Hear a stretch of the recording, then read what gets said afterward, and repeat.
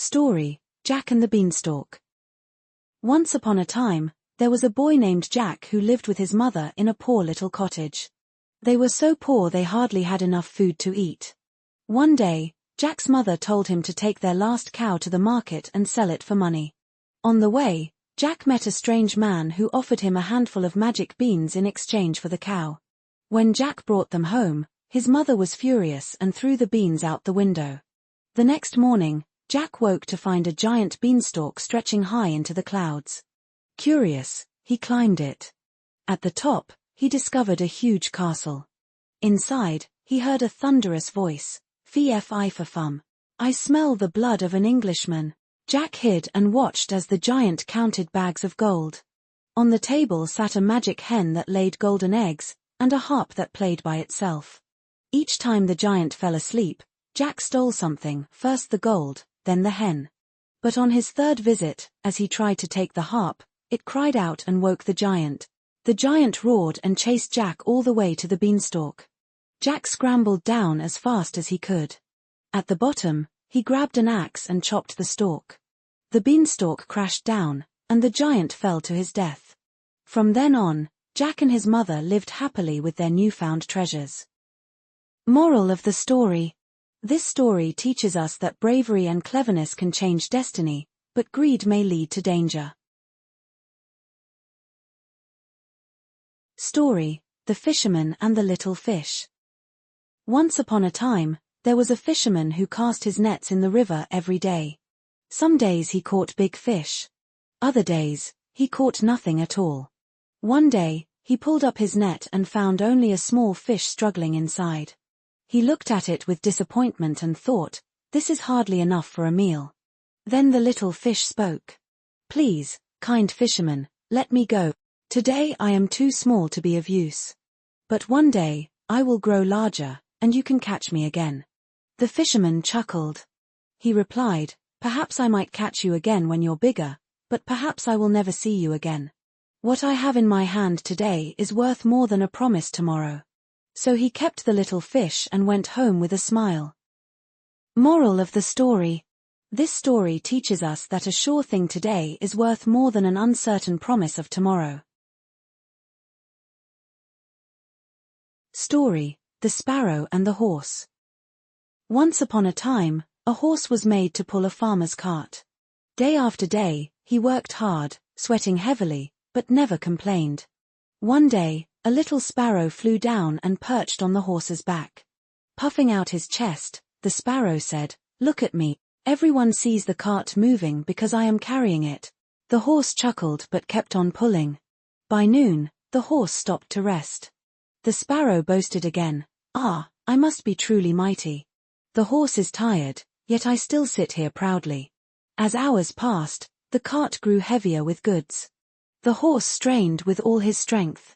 But the sparrow mocked, "If it weren't for me riding on you, no one would believe you could pull so far." At last, the horse collapsed from exhaustion. The farmer rushed to tend to him and halted the journey. The sparrow, startled, quickly flew away, leaving behind only empty boasts no one believed.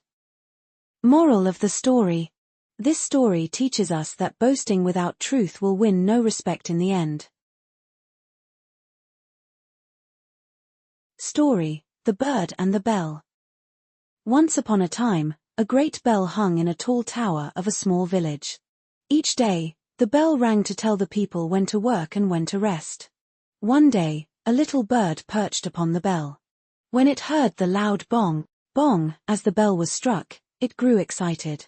It thought, "If the bell rings because of me, everyone will admire me."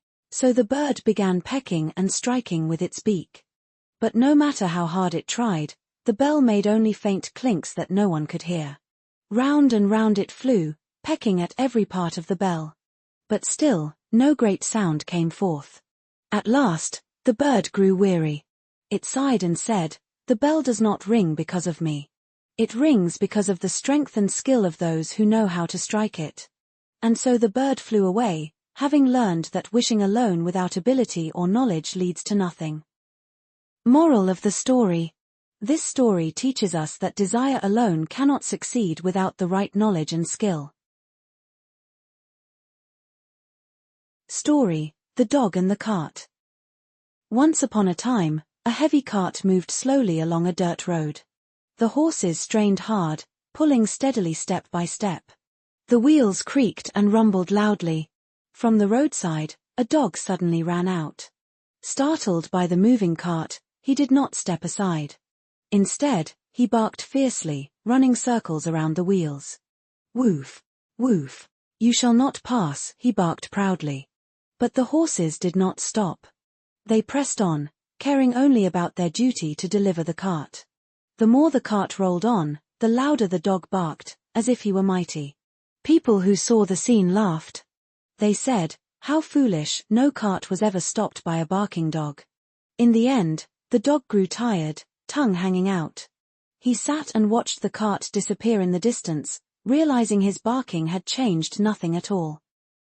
Moral of the story: this story teaches us that noise and bluster cannot hinder those who stay steady on their path.